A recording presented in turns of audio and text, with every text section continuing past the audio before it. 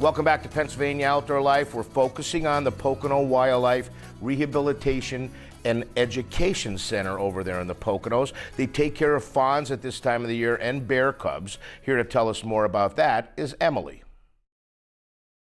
And now you've got fawns. Have fun with the fawns. Thank you. We'll see you before we go. We have one already coming down, hoping it's lunchtime, but it's not quite lunchtime. Not quite lunchtime. So this has a lot of natural vegetation in it.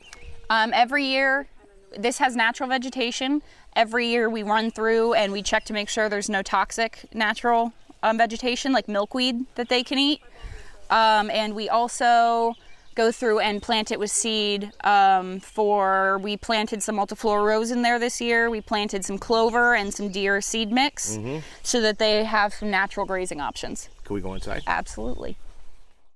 So they think it's lunchtime. They think it's lunchtime, so they're a little intrigued. We actually have about 8 or 9 fawns up here right now.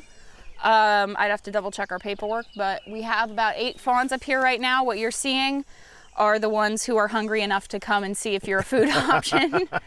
The other ones are all still hiding back in the pen because Eric's been working up here with them. We limit the number of interactions that they have with humans. So Eric and Kathy take care of their feeds, and I come up here as a substitute when they want time off or when they can't get up here in time. So these fawns somewhat know me, they know them really well, but the reason they're not all coming running is because they're not hearing Kathy and Eric calling them to eat.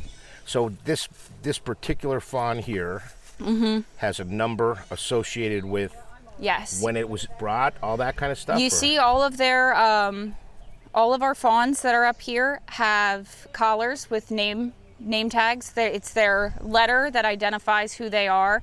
It shows their identification and their gender, and that way we can keep track of who is where, who's doing well, who's eating. It's very similar to what people would experience charting at a hospital or a daycare center. Right. We want to keep tabs on how these guys are doing up here. Since we're so hands-off, we need to make sure we have some way of monitoring how each one's doing. Well, they look pretty healthy though. So tell me what this building is here. This building that we're in front of now is the old bear pen. This was our functioning bear pen for all the years that Kathy and Eric were raising bears here at the center. You can see it was built with wood and has corrugated plastic and other materials inside to protect the bears from outside bears and to keep them from escaping. Okay. We recently received a grant that Kathy and Eric applied for a couple years ago, and that has allowed us to have this bear pen built. This is our new structure. It's much more sound. It's much larger. The inside is specifically built to be the ideal place to rehabilitate young black bear cubs. Let's take a look. This is awesome. Absolutely awesome.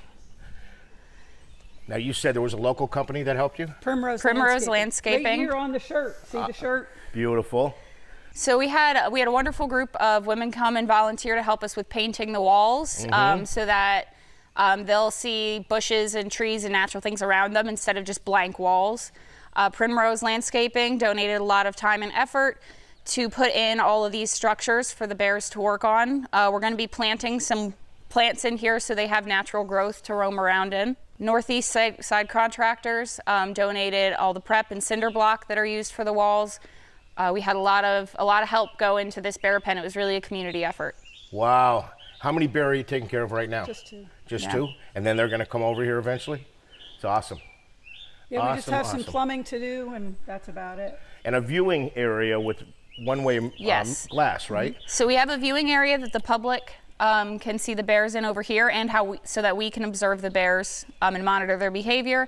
It's one-way glass so that they can't see into the viewing room and they can't see us, but we can monitor what they're doing. Again, minimizing the imprinting, right?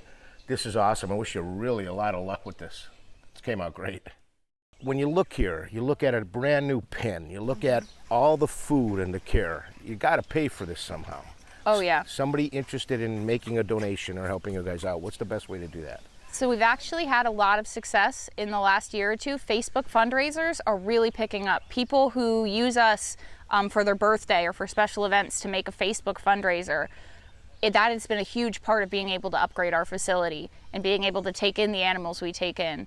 Also just donating to us on Facebook, on PayPal, finding our links on our websites and following them to our Amazon wish list. That's all so helpful. And what is your website?